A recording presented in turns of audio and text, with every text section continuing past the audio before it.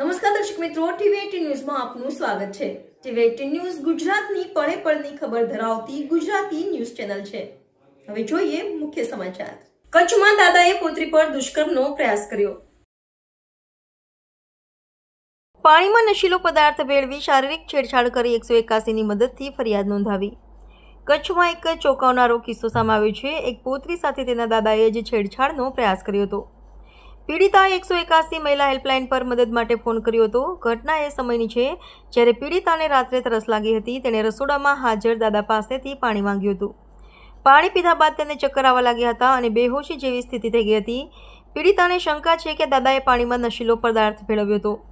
આ દરમિયાન દાદાએ તેની સાથે શારીરિક છેડછાડ પણ કરી હતી। અભયમ ટીમના કાઉન્સિલર પ્રવીણાબેન, મહિલા પોલીસ અંજલિબેન સુથાર અને પાયલોટ ભાવેશભાઈ ખંભુ તરત જ ઘટના સ્થળે પહોંચ્યા હતા। પીડિતાની સ્થિતિ જોતા તેને 108 મારફતે હોસ્પિટલે ખસેડવામાં આવી હતી।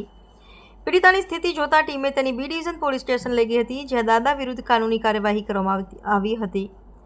પીડિતાના પિતાનું 10 વર્ષ પહેલા અવસાન થયું હતું અને માતાએ બીજા લગ્ન કરી લીધા હોવાથી તે દાદા સાથે રહેતી હતી।